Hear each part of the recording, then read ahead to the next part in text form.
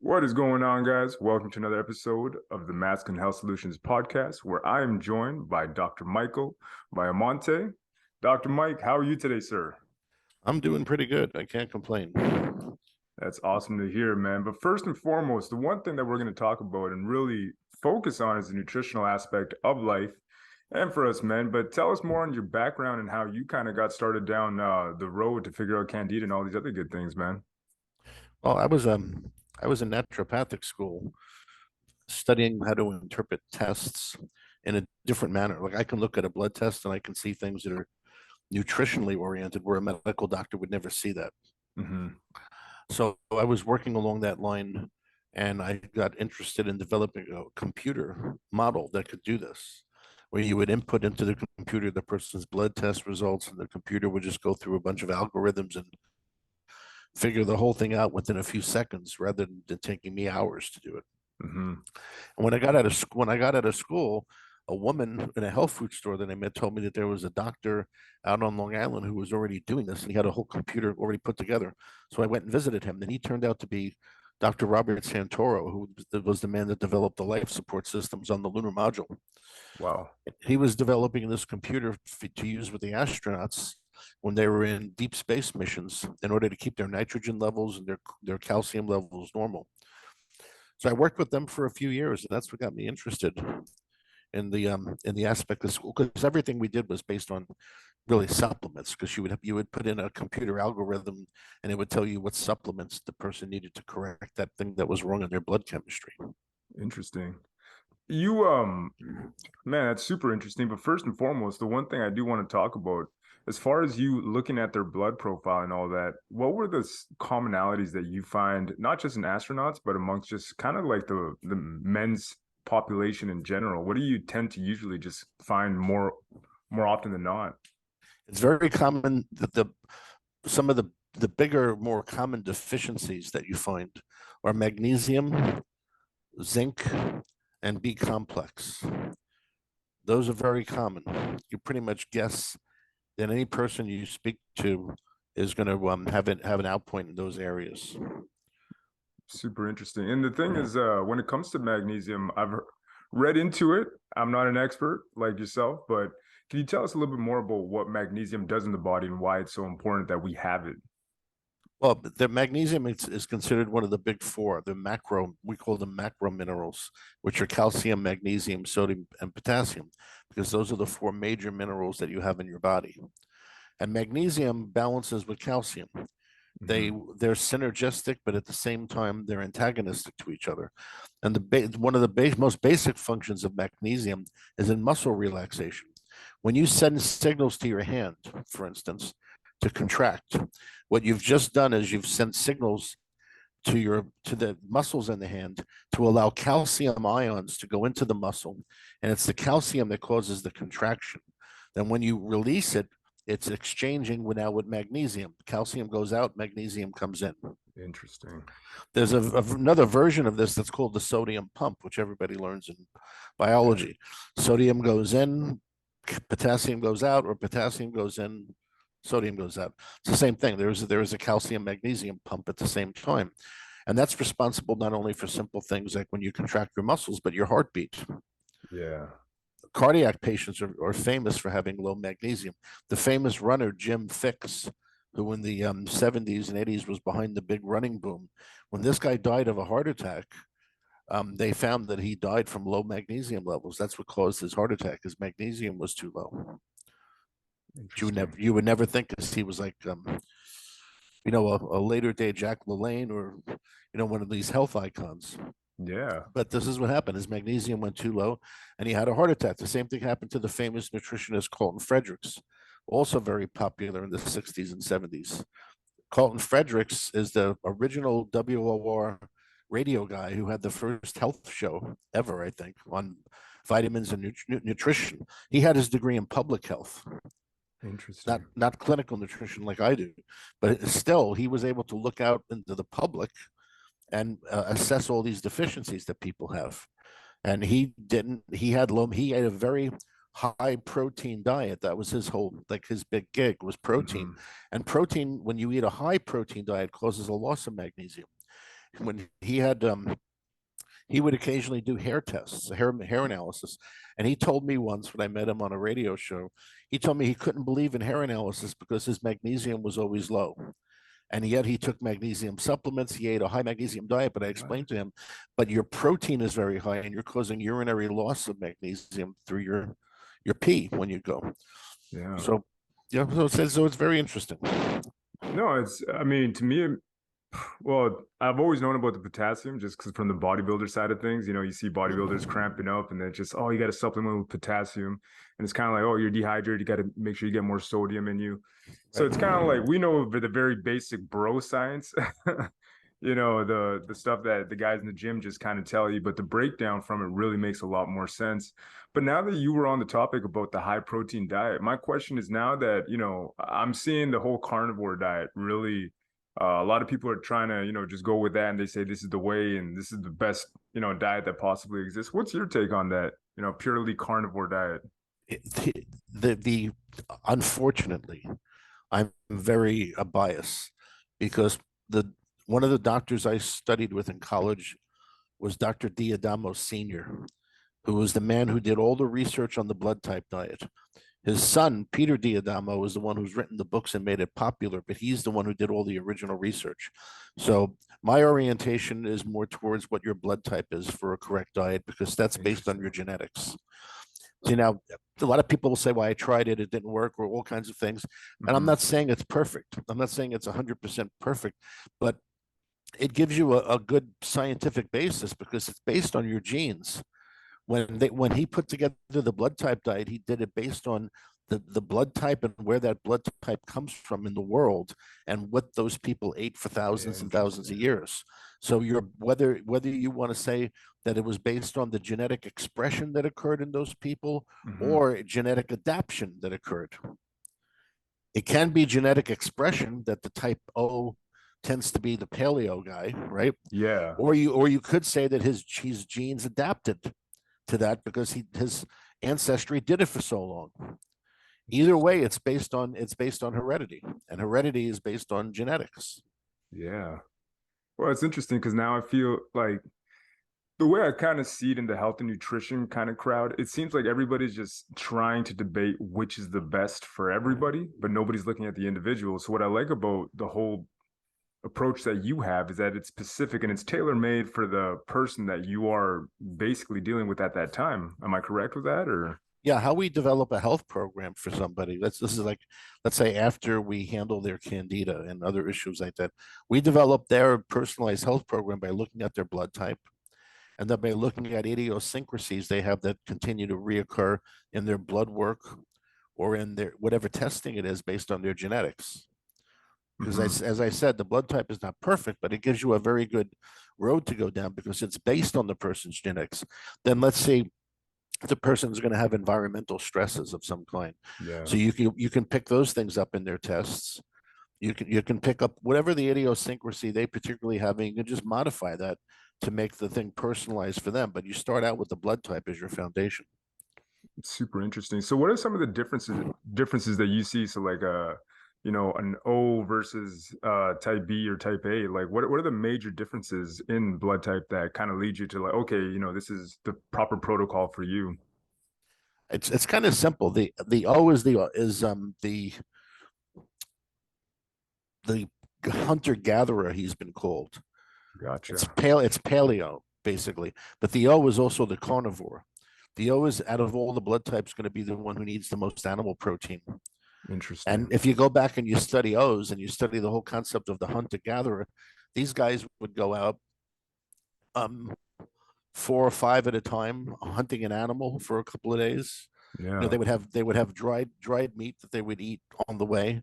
They would live off nuts and berries while they were going, and then they get the animal, that they bring it back to their camp and they feast on the animal for a week, and then they go back out hunting, for another animal. So they ate their animal protein diet was very high. They didn't farm.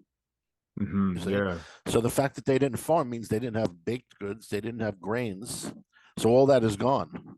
That's all off the table. They didn't have rice. Maybe if in North America they would have had corn. That would have been it.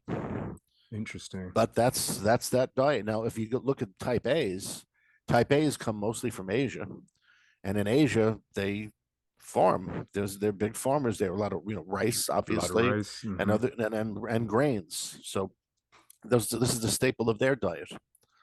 Interesting. Then if you look at the type B, now type B is from the Mediterranean. So the type Bs would include the Greek, the Turks, Italians. That's that Italian. whole Mediterranean area. So there's a lot of fish, obviously, that they eat there. If anyone's ever been there, Yeah. there's a lot of fish. A lot of good, high quality oils. There was more legumes, probably beans and peas and things like that, and lentils. Interesting. And then you have the double A, who's the most recent blood type. And they tend to eat a little bit of everything, which is interesting. They do well on a little bit of everything, but they're a very modern blood type, the AA. Interesting. Yep. One of the biggest things that comes to mind for myself, it's kind of, I've always had this philosophy. I remember reading an old book by Weston A. Price way back in the day, and he talked about how, when people ate, in a way that was like, let's say it was food that was readily available in whichever territory or land that he found that these people were all healthy. But when they were introduced to sugars and things that were foreign, a lot of people were getting sick. Do you think that's one of the major reasons that we're getting sick so much these days, is that people are eating the wrong foods over and over again? That's one of them. There's two aspects to that. One is that people are eating the wrong foods, and two, they're eating poisoned foods. Okay. But from the Weston Price viewpoint, he went out to try to find coincidences between dental caries and Yeah. people who had no dental caries. And he was first looking at it from the viewpoint of teeth. It was very obvious to him that people who were eating modern processed food had more dental problems than people who didn't. But then he became shocked and fascinated at the fact that the same thing was true of chronic degenerative disease. Those Yeah. people who didn't eat the newfangled food, they didn't have diabetes, they didn't have arthritis, they didn't have all this heart disease. But the people who were eating all these new packaged foods with a lot of sugar, they had all those illnesses. Yeah. So it was a slam dunk. Like in his book, it's really a slam dunk. He just lays it out with the statistics, and it's very apparent that what he found was very true. But nowadays, you have something that expands out on it a little bit more. You have GMO, you have genetically modified foods, which they really didn't have. Monsanto wasn't up and running really back then in the Yeah. days of Weston Price. So now you have a whole other deal. And what's fascinating about that is Europe, most countries in Europe have banned GMO foods. I heard about that. Yeah. It's banned. As a matter of fact, in Europe, if you go to one of Monsanto's factories, they don't have GMO foods in the cafeterias, but yet they're selling it to us here in America. Yeah. So Well, that's kind of you end up with a whole loop. You sell the people GMO foods, which genetically their bodies can't tolerate, and where there's tons of evidence that GMO foods can lead to cancer and all these things. yeah. So you feed them to GMO foods, and then you loop around. Well, now they're sick, so now you have to usher them into the pharmaceutical industries Oh to yeah. get drugs. Yeah. So what else can I say? That's No. obvious. Yeah, It's a dude. big follow the money. 100%. You see what happens. Well, I think Monsanto's in bed with all these high, companies. It's kind of like it's messed up too, because for myself, like I've always looked at it from the testosterone kind of side of things, and I want to make sure that I have a healthy profile. Like I'm 34, I don't want to get sick. But the more I looked into glyphosate, Roundup, all these other astrazine, I think, is another one where I can't believe we're eating that, along with the microplastics and all this other shit that's in our food. It's incredible, and they allow it. And what unfortunately really angers me is that politicians allow it. Well, how much do you think they're getting lobbied, though? I mean, there's got to be some hardcore lobbying going on there, because the fact that it's not available in Europe, yet in North America, it's all on the shelves. Like I don't buy my kids Kellogg's. I don't go near any of that shit just because I know how bad it is.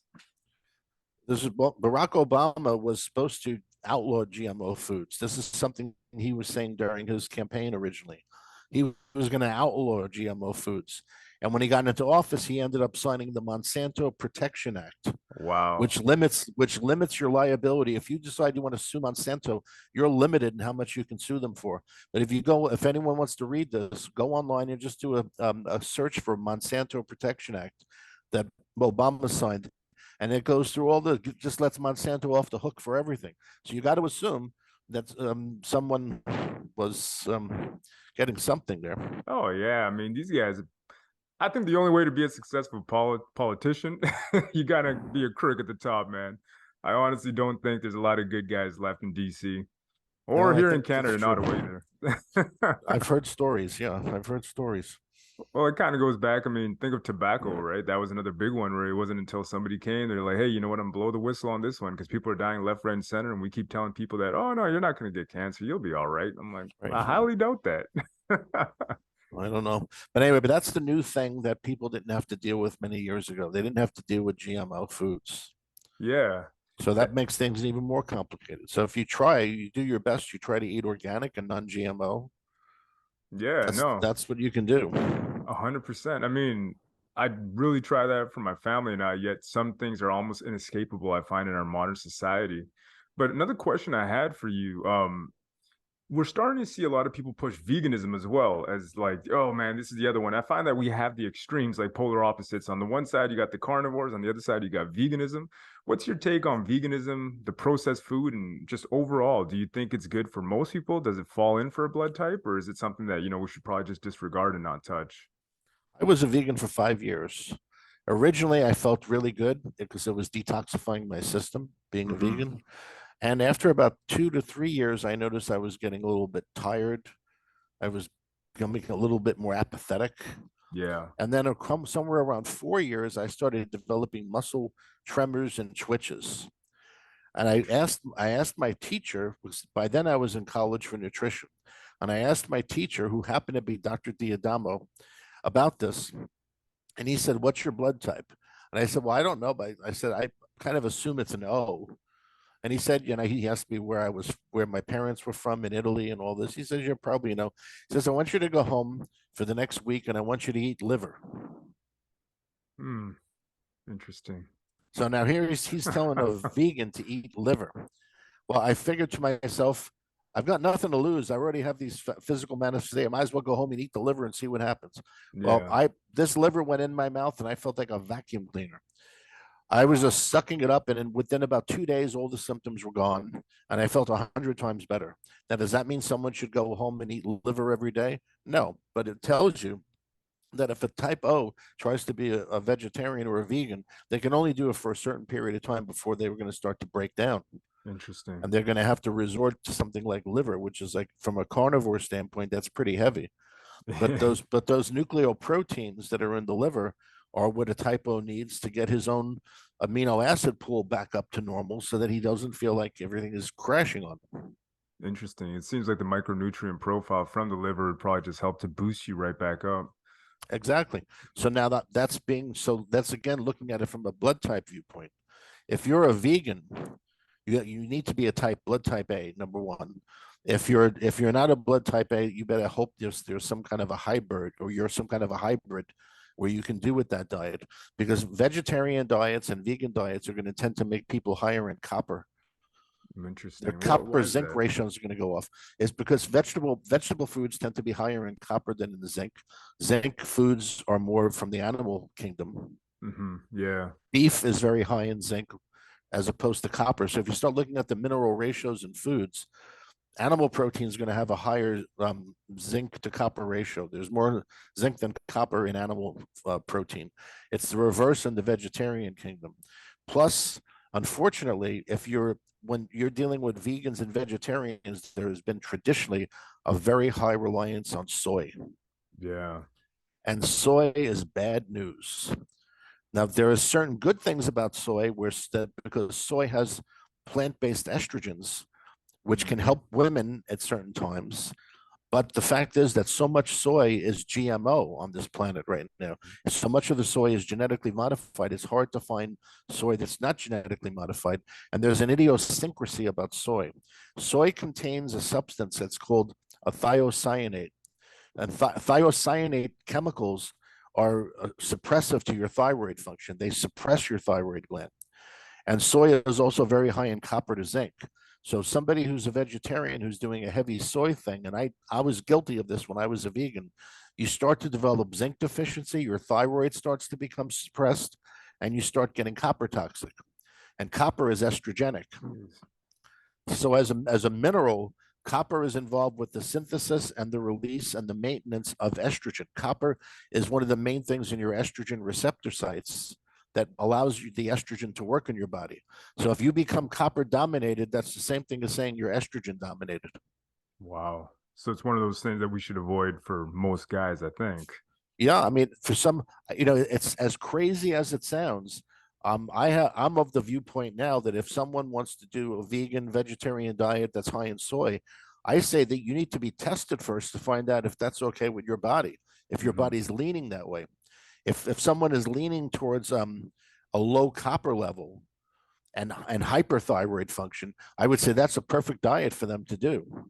Yeah. But the average person doesn't know that. The average person is going to go on the diet because it sounds good from a book he read, and he's going to do it. And then initially he might feel better because his body isn't having to deal with a lot of heavy proteins. And the other thing that people just do intuitively, when a person goes on a diet like that, they normally just go on a general health kick. So all of a sudden they stop soda, they stop all these other things. And they're going to likely attribute, though, them feeling better to this main focus that they have on this diet. They're not really going to look at the fact that they don't eat candy bars anymore. Maybe they stop smoking pot as a result of this too. Maybe they're not doing this, they're not doing that. So they might attribute more to the diet than really is. But initially, when they stop all these bad things, they do the healthy diet. They're going to detox to some degree. They're going to feel better because they're not straining their body with as many healthy, let's say heavy foods that they were having problem processing. They'll feel better, but how many years are they going to go if it's going against their blood type before they end up like me and start having strange symptoms? Yeah, I mean, the one thing, and that's key, because I'll talk to a lot of people and I'll have clients who will tell me, like, hey, I'm really looking to try out this diet. And I'll be like, well, why do you want to try out this diet?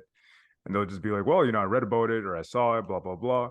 And to your point, a lot of people will feel really good and they'll cut out all the candy, they'll cut out the processed food, they cut out everything. And then after, an extended period of time, all of a sudden they start feeling weaker. They're just like, I don't feel good. I don't feel right.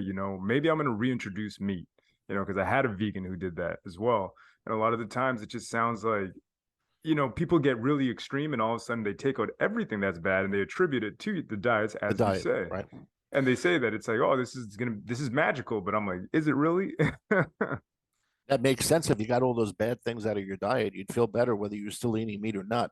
But I think 100%. eating meat is another good topic of tremendous confusion because for years we've had it pumped and we've been pulverized with meat is bad, red meat is bad, red meat is bad, right? So what I'm going to propose to you is that there are two different types of red meat.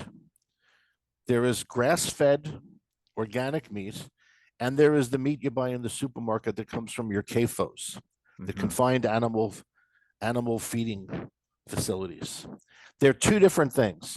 When you observe the breakdown of grass-fed meat compared to the typical corn-fed beef that's developed in a CAFO, the just one thing you could look at alone is the balance of fatty acids in the meat. But I'm going to tell you right now, they are two different things. So when someone starts telling me that red meat is bad, and there are all these studies that show red meat is bad, I'm going to ask him, are you talking about CAFO red meat, or are you talking about free range, grass fed meat? Because they're two different foods. Yeah. Grass fed beef has a fat content that's much more similar to salmon. Most people don't know that. Interesting. No, I didn't know that either. No, there are two fatty acids in the body that kind of differentiate this. There's arachidonic acid and linolenic acid. These are the two major fatty acids. Grass-fed beef is very high in linolenic acid, which is the type of fatty acids that are more associated with the omegas. Omega-3, 6, 4, 5, 7, all those omegas are associated with grass-fed, where the typical corn-fed meat that you buy in the supermarket is associated with arachidonic acid, which is a highly inflammatory fatty acid. Interesting. Arachidonic acid causes inflammation.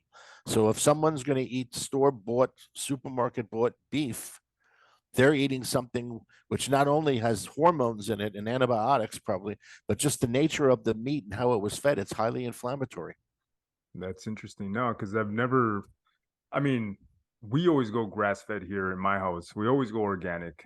Right. However, I didn't know the nuances as to why I should go organic. All I know is that as far as like what they're feeding fish, salmon, I mean, farm fish too.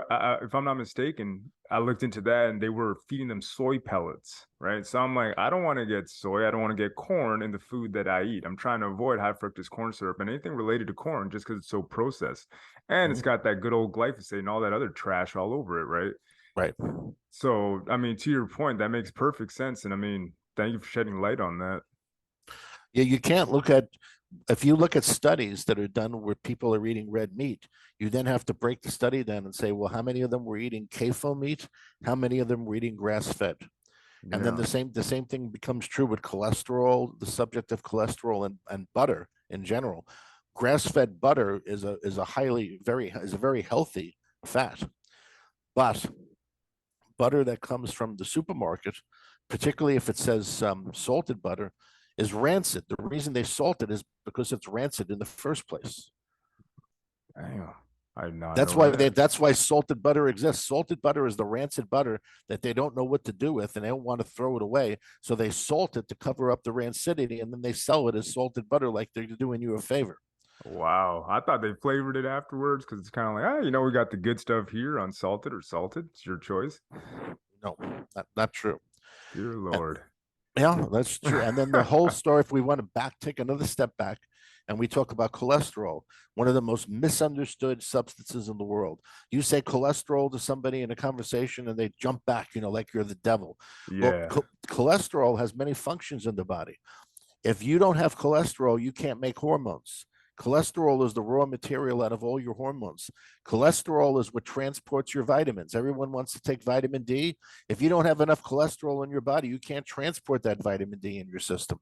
Cholesterol helps your body detoxify. If you're a toxic person, you can't detoxify if your cholesterol is too low. There's nothing more aggravating to me when I hear stories about these wacko doctors that want to put everybody on statin drugs until their Statins. cholesterol drops below 100, which is Yeah. absolutely insane. The lower your cholesterol goes, if your cholesterol goes below 140, the lower it goes below 140, the higher the possibility of you having a stroke. God, man. And the thing is, too, with a lot of those drugs, it's like, it seems like they'll give you one drug and now they got to give you four other ones to combat the first one. Always, because statin drugs deplete your body of coenzyme Q10. Now, why would you want to deplete if you're doing something for your heart? Coenzyme Q10 is one of the major vitamins that helps your heart muscle and all your other muscles. Why would you want to deplete your muscles, especially your heart, of coenzyme Q10? It's insane. But it all comes from the Framingham study, you see. Framingham, Connecticut, back in the 60s, they did a study where they took the whole town and they gave the whole town, or some of the people in this town, the controlled group, they gave them this powder every day to take. The powder was supposed to simulate cholesterol, like an egg, and they had this cholesterol in there. And then they followed that group versus the ones who didn't take the powder that had the cholesterol in there over the period of years, and like 15 years, I think it was. And they looked at their health. And sure enough, the ones that had the cholesterol powder had a lot of problems. But they didn't find this out until 10 years ago, that the people was toxic for a lot of other reasons. And the cholesterol that was in the powder, you could not break down. Nobody could break it down. What? Yes, you couldn't. Your body could not emulsify it, that powder. So this thing was doomed. That they might as well given those people arsenic in the powder. What? It's the entire Framingham study, and all the conclusions drawn from the Framingham study are all false, based on the fact they gave these people a powdered cholesterol that an elephant couldn't break down. And yet they're using this study as a reference point? Still to this day, they are. And when did this study come out? Well, this was back in probably in the late 60s, early 70s. But And the Framingham study is still the most quoted study when it comes to cholesterol, even though people know this. What I'm telling you now is not anything. You can go yeah. Google it and you see how the Framingham study was flawed. But from a nutritional standpoint, so like, why do you think that was done in the first place? Because it seemed like they wanted to push something. Like, it seems like it was a study done and modified because they had ulterior motives. Well, I'm sure that somewhere along the line they noticed that people with higher cholesterol were having more heart problems. They were developing atherosclerosis. Probably, I don't know this for a fact, but I would say if I was going back in those days and going through those steps, you could analyze a plaque, an atherosclerotic plaque, and you would find that the major component to the plaque was cholesterol, and that's what was blocking your arteries. Yeah. So then they'd want to find out what foods were high in cholesterol or find out, they want to make sure about this. The problem was, is they were taking the viewpoint that the gravedigger is the cause of death. Hmm. You see, Wow. because cholesterol was part of the plaque, they assumed the problem was cholesterol. But then when more modern, sophisticated nutritionists came along in the 70s and 80s, and they actually analyzed the sequence that you develop a plaque, what they found was the first thing that happens to your arterial walls is you develop free radical damage. Yeah. The free radical damage, and the free radicals could come from all different sources. It could be smoking, could be excessive alcohol, it could be different chemicals in your food, in your environment, whatever. But the bottom line is you get free radical damage to the arterial wall. Then the next thing that happens when you get that is fibrogen forms. Now, fibrogen is that protein when you cut yourself and you start seeing that, like the little sticky mesh start Hmm. appearing in the cut. Yeah. That's fibrogen. That's like a protein that's there to try to repair damage to the cells. So you get fibrogen now appearing on the arterial wall. As calcium and other minerals come by, they stick to the fibrogen. And then as cholesterol comes by, the cholesterol sticks to the minerals. Hmm. That's how you develop a plaque. So to say that cholesterol is responsible for this is insane because it's not. What was responsible for the plaque starting in the first place was free radical damage. But are they going to tell people stop smoking, stop drinking to excess, stop taking all Oh, these drugs, wow. stop doing? Are they going to say go out and take antioxidants, go take selenium, take vitamin E, take all these antioxidants to prevent that plaque, Build up. which is essentially inflammation. Free radical damage to something is the same thing as saying it's inflamed. Yeah, man. It blows my mind, but it doesn't, you know? It, Yes. it does because it's kind of like I didn't know the whole process of it or how it worked. I just know that they constantly contribute certain things that, hey, you know what? It's kind of unrelated, but this works in our favor. So let's just blame it all on cholesterol. So everybody's like, yo, you shouldn't eat eggs. You shouldn't eat red meat. You shouldn't eat salmon. I'm like, wait a minute. Why not? When you start questioning things like yourself, you go down this deep dive where you explain things perfectly and eloquently. And it makes perfect sense in how the body actually works. And you just see that they demonize things without even knowing the science behind it, it seems. And yet Demonize is the word. they're scientists. Well, you know what lecithin is, I'm sure, right? You've Yeah, seen yeah, lecithin in the yeah. supermarkets. 100%. People have taken lecithin for years. That's the first supplement that people came up with to take that helps you with cholesterol because lecithin is an emulsifier of fat. Do you know that the yolk of an egg, the average healthy egg, has 2.5 times the amount of lecithin that's needed to emulsify the cholesterol and the fat that's in the egg yolk? What? Well, I mean, I eat my eggs every day, so thank you. Good for you. Interesting. Demonize is a very good point. That's exactly, and of course, it's always going to be done for one reason. There's only one reason. Well, no, that's not true. There can be two. One is stupidity, but the other is going to be the money. You follow the money. Hmm. So somewhere along the line, there was somebody waiting. They were going to demonize eggs, and somebody was waiting to come up with some egg substitute that they were Yeah. going to sell you. Like margarine is one of the biggest jokes around. Margarine Oh, yeah. is practical. Margarine is like one molecule or two away from being like this an atomic bomb. Yeah. Margarine is really really unhealthy. It causes a lot. It's high. It's my, the reason that margarine exists is probably because somebody figured out it was going to be the substitute for butter that they were going to demonize. Yeah. I 100% agree with that because I remember being a kid in the 90s and my parents were all about, oh, we got to get our margarine. We can't eat butter because butter's high in fat. You know, it's got all that cholesterol. We can't go near that stuff. Right. And as I grew up and I started reading more into that subject, I remember looking into butter and they made butter specifically as an alternative, or they made margarine Margarine. Yep. specifically as an alternative, and they knew they were going to cash out big because at that time was the whole low fat craze. If Right. I guess you know all about that, right? Where it's Yeah, that just was that was the heyday coming off the Framingham study that we were just talking oh about. my yeah, and I mean that was probably the worst as far as nutrition goes because I mean we were all. I mean, I was blind to it. I was a kid, but my parents, I mean, we didn't have as much information as we have now where I can go and research and learn more about these things. There was no Google, so you just assumed that, hey, the authorities, they got my best interest in mind. They even snuck it in those days in TV shows. There was the show Oh all yeah. all in the family, Archie Bunker, and Archie Bunker was explaining to somebody why television was so good, and because if it wasn't for television, you wouldn't know about margarine and cholesterol, and you'd be eating clogging your arteries with all this butter rather than flushing them out with margarine. He Oh was man. explaining to somebody, but margarine is unsaturated fat, which is loaded with chemicals of all kinds. It's not even natural in the first place, and it's got hundreds of different types of additives and whatnot to it. It's just like a chemical bomb. Yeah. So No, it's one of those things where I just don't go near it. Anything that I find that's processed, but processed to another level, you can just read the ingredient list. And my wife and I, we do that for our kids because we started looking into like aluminum. I'm like, why is there aluminum in Aunt Jemima's pancakes? I don't even understand how that makes any sense. But we it's a start going down the stabilizer. rabbit hole. Is that why? Yeah, it's a stabilizer. And I don't know, because they for shelf life, you go back to the Preservatives. yeah, before we had hydrogenated fats and all these things, you go back to the Industrial Revolution. Hmm. What did they have back then? They had nothing to stabilize things with. They couldn't ship whole wheat on a railroad car a couple of 100 miles because the insects would eat it Hmm. because it had nutrition in it.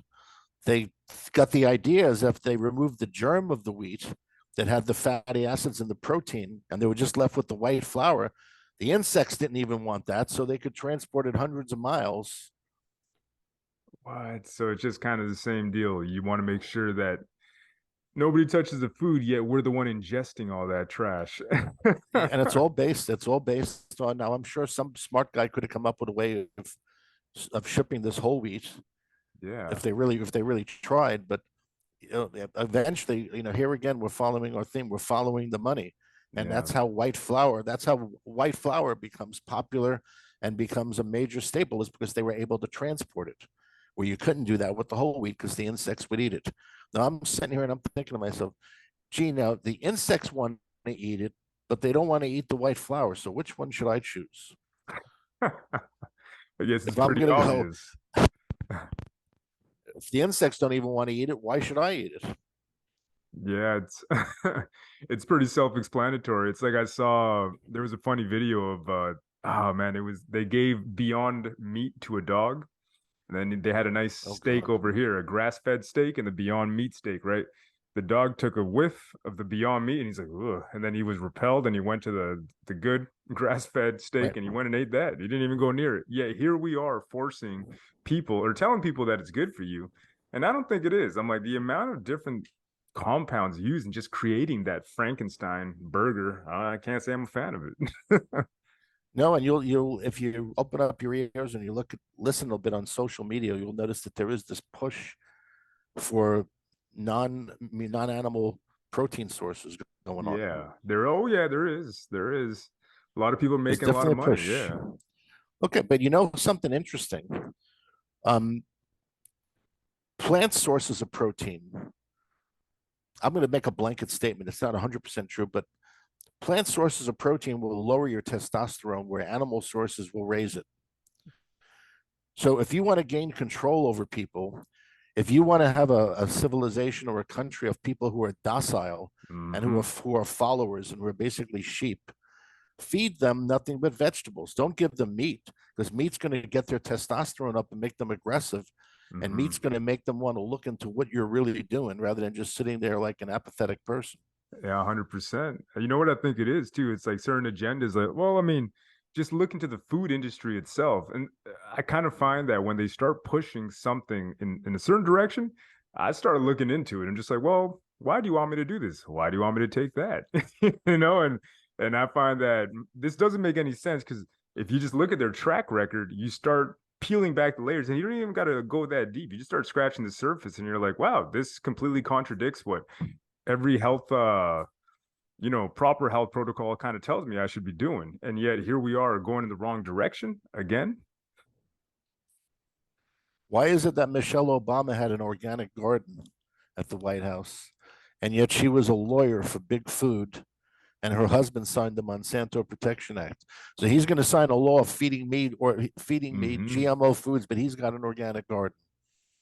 Makes perfect sense. Not at all, but it seems oxymoronic. Yes, it is. It seems oxymoronic, but at the same time, like I said before, when you start peeling back the layers of that onion, you start to see pretty clearly, there's more behind that. And to your point about the docile society, I truly believe in that. Because I just, it doesn't make sense. Like I tried veganism for a week and I just felt tired. I felt sick and I'm just like, why would I do this, right? And maybe I didn't have to detoxify. I didn't see any of the benefits, but I'm like, now they're pushing it. And I'm seeing a certain body type, especially amongst the guys that decide to go down this road. Mm. And the whole soy boy phenomenon. I don't know if you've seen this, but they kind of look like underdeveloped guys. Soy boy. That's an enlightening term. Yes. Well, soy as a food is missing a couple of essential amino acids. We all know that the model of protein is the egg, Hmm. because the egg has all the correct amino acids all in the correct balance. Soy primarily is missing methionine, the whole sulfur group, methionine and cysteine, Hmm. which stops it from being a complete protein. Interesting. And that's kind of the thing where they tell them, hey, you shouldn't eat eggs. Eggs are bad. I'd like to know where they get their information from. Well, that's kind of the thing that I find is when they push these agendas, there's always they tell you you're being a bad human being by not taking part in their said social movements, right? And this is a whole protect the animals, protect this, that, and the other. Yet at the same time, you see companies like BlackRock, they're taking part in Yes, burning down the Amazon. The yeah, Vanguard's that's involved in true. all these companies Exactly, too. exactly. Right. And it's kind of like if you look at the stock market, you'll start to see like, wait a minute, okay, so I see fluctuations here, deviations there, agendas being pushed there. And you start to just kind of line them up and you're like, okay, this doesn't make sense. But then it does. It does when you're looking at those different individual groups that you're talking about. Yes, it does. And when it comes to supplements now, kind of changing topics a little bit, do you think it's necessary for us to be supplementing as much as we are? Because I find that, I even go to Safeway or any grocery store now, and it just seems like we have an overabundance of supplements, yet our food micronutrient profile is lower than ever.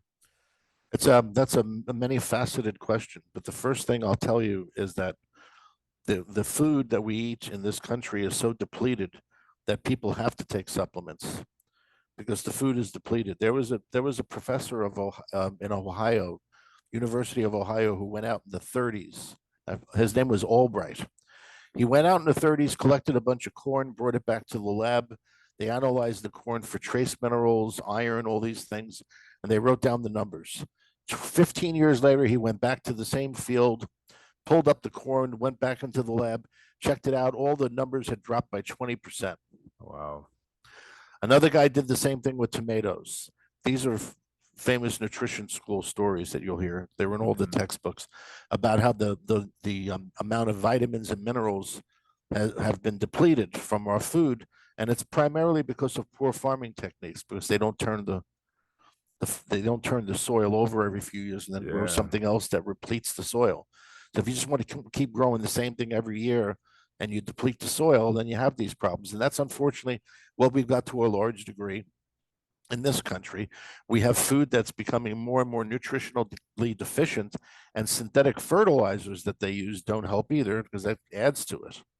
So Yeah. you do have to supplement. You have to supplement because you're never going to get all the nutrients you need from your food. It's just not possible. It's been tried, And I've seen many reports, many tests on people, and it's just not possible. However, and this is the big underlined however, if you supplement, you have to do it correctly. Otherwise, you can wreck yourself. You can make yourself worse. Yeah. And this is the unfortunate thing, because what should be happening, and maybe this will be happening in 50 years, is when the person goes into their doctor's office for their annual physical, the doctor's going to run tests on you to find out what vitamins and minerals you need and whether or not it's changed since your last appointment. That's going to be the doctor of the future. Yeah. And now the reason why this is because nutrients all have a natural synergistic or antagonistic effect on each other. If you take too much vitamin B1, you'll drive your calcium levels down below your feet, and you'll get brittle bones and your teeth will start to crack. If you take too much zinc, you'll develop a copper deficiency and you'll start having bacterial infections and fungal infections and bleeding gums and all the same symptoms as vitamin C deficiency. If you take too much vitamin C, you'll deplete your copper. Gotcha. And I could keep going on. Every nutrient has a set of antagonists and synergists. So if you take too much of any one nutrient without truly needing that, you're going to imbalance yourself. Now, if a person, I'll tell you a quick story. When I was first practicing, I had a medical doctor come to me because this medical doctor had a prostate problem. And he had read in a journal, this is probably back in 82, 83. He had read in this journal about how important zinc was for your prostate, which pretty much everyone knows that by now. Mm-hmm. So he started taking 50 milligrams of zinc every day. That was the only supplement he took, zinc. This is a typical allopathic thinking of a medical doctor. All right, zinc is good. I'm going to take the zinc. I'm not going to look into any other nutrient, but just the zinc. He takes the zinc, his prostate problem goes away. His prostate's fine for 2 or 3 years. He's still taking the zinc, 50 milligrams every day. All of a sudden, the prostate infection came back raging. Oh, no. He comes to me and he's telling me the story. I said, okay, well, I'm going to do a test on you to measure your minerals. But as you're doing the test, I want you to stop the zinc and I want you to start taking copper. He calls me back in a week. Prostate infection's gone. The copper worked. So now he wants to only take copper for the next 10 years. So I have to explain to him what he kept taking zinc every day. He drove his copper levels down to a deficient point. And when you have a copper deficiency, you're more susceptible to bacterial infections in whatever your weakest area is in your body, which was his prostate. Interesting. But that kind of goes back to your point about how you got to balance everything right from the get-go. So the only way a person does that is by going to a certified who's a functional medical doctor or somebody who has the capacity of running the correct tests on you so that you know exactly what nutrients you need to take and don't. Like, as an example, in my practice, we have 2 multivitamins we use. If you looked at them, you would say, how could this be a multivitamin? Both of them are missing everything. But then I have everything that you think you would have. Yeah. That's not how they work. You see, these multivitamins are based on people's metabolic types. And when we test somebody's hair, we do a hair analysis test. The hair analysis tells us whether or not the person has a fast metabolism or a slow metabolism. And these vitamin formulas are made for, one's made for the fast, one is made for the slow. The fast and the slow have certain idiosyncrasies that you immediately see in their hair tests. The fast metabolizer is somebody who has low copper, low calcium and magnesium, usually very high sodium and potassium. He's carbohydrate intolerant. He tends to gain weight from the waist up like Babe Ruth. All fast oxidizers look like Babe Ruth. They're big on top and small on the bottom. And this is the guy who needs to be eating a low carb diet like Atkins. Okay. And that's what one of these formulas is for. The fast. Now the slow metabolism, on the other hand, is they tend towards dry skin. They tend towards dandruff. They tend towards being cold, like a lot of low thyroid symptoms. Mm-hmm. They have very high calcium and magnesium, and they tend towards high copper, and they tend towards low sodium and potassium and low zinc. It's the opposite. They're the opposite patterns. And that multivitamin for that person supports their thyroid, their adrenal, and what they need that's weak in them. So Interesting. I'm giving you just a microcosm of what I'm talking about. Just from Yeah. this one hair test, you could find out if your body tends to move more towards the fast side or the slow side. The fast side is the carbohydrate intolerant, who's basically a carnivore. He needs a high fat, high meat diet, low carbs, and he needs to take the vitamins that he tends to be low in, which are in that multi. The slow metabolizer is the opposite. He's the pear shaped guy, and he tends to need a low fat, moderate protein, moderate carb diet. Interesting. And he's got that multivitamin that I'm talking about over here. So that's why when we're looking at somebody and putting a program together, one of the first things we want to do is this hair test, which by the way is done by Trace Elements Incorporated. You can look them up online, Trace Elements Inc. And they do these tests, and they're the ones that make these supplements. And they'll tell you when you do the test, are you fast? Are you slow? They'll tell you which of these vitamins you need to take, along with anything else to fill in the gaps there. Yeah. And then they tell you what diet do you need? Do you need the fast metabolism diet or the slow? Interesting. And is that just off of a hair analysis? Yes, it's off of the hair analysis Huh. because the hair is a tissue. And as a tissue, the hair accumulates minerals.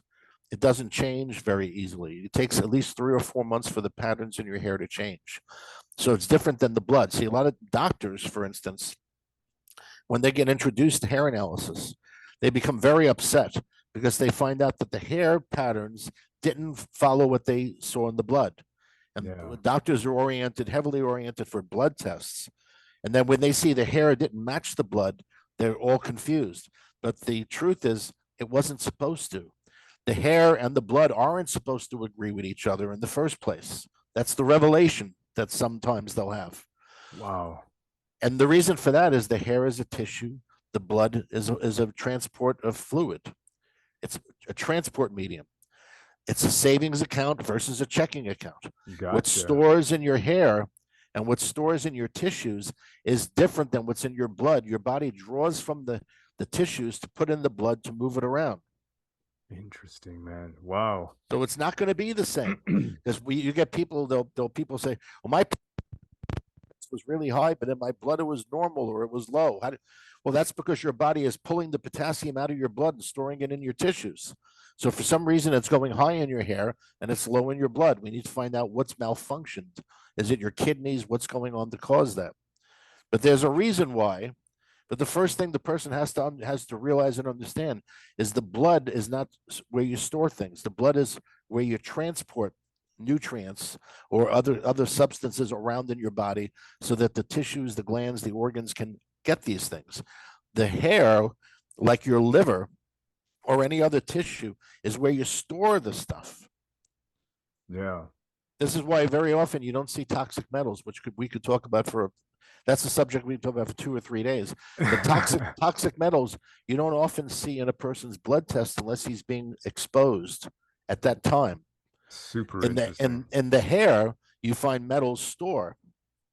Wow. So it's very common. I had a patient once, again back in the 80s. This fellow had this incredibly white hair, beautiful white hair, and he had on his hair test these high levels of lead starting to show up. He came to me with a problem. He had an asthma problem. After I handled his asthma and he was just on a maintenance plan, all of a sudden in the hair test, his lead shot off the graph. It never was high before, just went off the graph. So I sat him down and I went through all of these different possibilities of where he's getting this lead from. Mm-hmm. And he said no to all of them. And the very last one on the list was Grecian Formula 44, which was a hair dye that was popular many years ago. No way. And the active ingredient in Grecian Formula was lead acetate.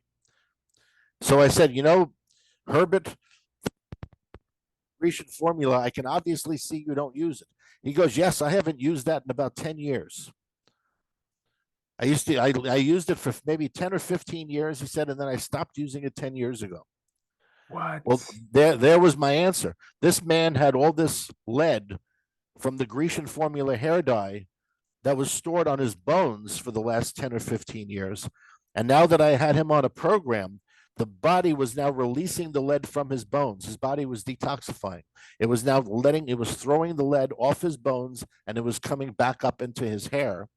Now Wow. it didn't go enough to make the hair change color, but the traces of it now we're showing again. Wow, dude. The fact, I mean, there's a lot to take in there, but it's kind of scary too, because the body's able to absorb these things and just kind of make a home for it for a while until you detoxify and really get it out of there. Yes, lead, if you're talking about the bone, aluminum and lead compete with calcium for storage in your bones. And I guess when you detoxify, you start to see what are other ways that the It, body it all releases. reverses. How does the body release that? So you saw it kind of like show up in his hair. I saw it in his hair test. It just shot up. All of a sudden, his lead's really high. But what about let's say other heavy metals like aluminum and stuff, or let's say you do a detoxification process. How does the body just excrete this stuff? Is it just through It, sweat, or is it just it can be through sweat, urine, and stool, but it's difficult for the body because the toxic metals are also nicknamed heavy metals. And yeah? the reason they're called heavy metals is due to their placement on the periodic chart of elements. They're heavy. They don't move easily. They tend to stick and stay in your body. So it takes effort to get them out. If someone has the metals, if they were to do a hair analysis, you would see those metals are a little higher, let's say, Yeah. than they should be. Then you put them on a program to get rid of them, and then they go even higher on the test as Interesting. another test that's used in that same way as a urine test, 24-hour urine collection looking for toxic metals in the urine. But if you're not a good detoxifier, you won't see any in your urine. But if you then put the person on a program to chelate, we call it chelating. Yeah, chelation. Chelation is where you use certain amino acids that bind with those metals. All of a sudden, you'll start seeing the metals come out in their urine once they've been on it long enough. Wow. The whole process you got down pat. It's interesting though because toxic metals, or there are two things I would say that, as far as the length in our society that medical investigations have been going on that have been overlooked and haven't been given enough attention, and there are many different kinds of parasites that cause cancer. Mhm. And there are toxic metals that will cause literally every and any disease that you can name. There are toxic metals that have been shown that are behind it. And yet, like multiple sclerosis, for instance, MS, very common that you find very high copper toxicity in those people. Interesting. There are many reproductive cancers that women get that are associated with toxic levels of copper. Zinc deficiencies in men cause crashing testosterone levels and low sperm counts. And Yeah. that zinc deficiency can be caused by cadmium toxicity or nickel. Nickel and cadmium toxicity can also cause all kinds of skin rashes. So for any ailment that you name, there is usually a mineral and very often a toxic element, which is suppressing the good mineral that's supposed to perform the function. That is, But it's I mean, overlooked. It's overlooked, and I still can't understand why it's so overlooked, but it is. But to me, it's become just like all in a day's work. We know all this. You can buy, and people can go on the internet and Google all this. There's no secret. It's no secret that with eczema, for instance, elevated copper levels are highly associated with eczema, which candida is also. And guess what people tend to have the highest level of copper? People with candida. candida, yeah, the Right. yeast overgrowth, if I'm not mistaken, right? Right. But I that's mean, something that would be something in the future that doctors should be doing on a routine basis, is they should be testing the person for what nutrients they need. They should be looking for toxic metals because toxic metals are everywhere. People are exposed to them all the time. I mean, it's mind blowing to me because I had somebody else on talking about the gut microbiome and how that plays into everything that we're seeing too, right? But it just seems like allopathic medicine doesn't, or almost just disregards all of this stuff. Like, hey, man, nutrition plays a part in this, but for some reason we never bring that up. We don't talk about sunlight. We don't talk about, eating good foods. But I don't know. It blows my mind. I'm glad you're doing what you're doing, Dr. Biamonte, because you know what? This is exactly what we need. And I think our generation, the younger generations coming up, we want to know more about nutrition. We're kind of done with the allopathic side of things. I mean, I'm not going to say it's completely done because obviously it's got some great things that it contributes. However, for the most part, it's failing us on a massive scale, I find. We call it heroic medicine, and where when it comes to, like, look, if you get hit in the car If you're out in the street, you get hit by a car, you're not going to run into the store and grab a yogurt, right? That's not going to work. No. Medical doctors, orthodox medicine is there for a reason, and there are things they do very well that are life saving. But Hmm. in terms of handling chronic degenerative disease, it's an absolute failure. Turn on the TV and you hear all these commercials for all these different drugs. Yep. They go through 30 minutes of the side effects of the drugs, which is Yeah. probably worse than the illness that you have now. Yep. When most of this is all caused by imbalances, by toxicity and deficiencies of different nutrients. Like what I actually practice is called clinical ecology. That's technically what I do. Hmm. In clinical ecology, we're looking from a clinical viewpoint at the ecology of the person's environment, looking at how toxins in their environment affect them, and looking also how their diet affects them, because that's part of the ecology that the person lives in. Interesting. Does it kind of tie into terrain theory Yes, or very. It's okay. yeah. Clinical ecology was there first, and then we pulled the terrain theory in when we saw how it fit in. Okay, awesome. Yeah. Yeah. Because that's something that I've been looking into for myself, for my family. And and we just find that it makes perfect sense. I find that it makes perfect sense because everything, when you talked about genetic expression, that's another thing where I'm like, how come we're not talking about that on the mainstream side of things? Like, Well, yeah, you're right. You should go to your genetic test, like a 23andMe. He uh-huh. should have that test in your folder. He should have the hair analysis in your folder. He should have all kinds of functional nutritional tests telling him about your nutritional levels, what toxins you're exposed to. That's going to be the doctor of the future. But all of those things, you'll notice that everything I just mentioned, there's one thing none of that does. None of it sells drugs. Ah, well, now we know why it's probably not that at the forefront yet. Well, it's kind of because to your point, Dr. Biamonte, it's like you're more interested in healing the patient, which is something that I kind of find that allopathic medicine, it's more about, hey, how do we treat the patient? And we'll treat him for the next 20 years. And while we're at it, we're going to make about 100K off of this guy. Well, there's two rules in medicine that they joke about. You never want to do. You never want to kill the patient, and you never want to cure the patient. Because if you kill him, obviously you don't have the patient anymore. And if you cure him, he's not there, but he's not getting his subscription anymore to his drug. The prescription's out the window. Wow. So you never kill him and you never cure him. But to your point, I mean, that's why I'm happy you're here. But before we take off today, because we're already coming up on the hour, went by a lot faster than I thought. First, tell us about your book. Tell us about where we can find you, all that good stuff. You very easily find me on the internet. My website is health-truth.com. I have two other websites, the New York City Candida Doctor and the New York City Thyroid Doctor. And you can find my book on Amazon. It's called The Candida Chronicles. And it explains my journey through finding out about Candida, how Candida was affecting people, and how I eventually developed the ultimate cure for reversing Candida in people. Awesome. Awesome. Dr. Michael Biamonte, today was a pleasure. I had a blast talking to you. Me too, my friend. Absolutely. I'm glad you were here. There's a lot more to talk about in the near future, but that being said, guys, that is all for today. Till the next episode.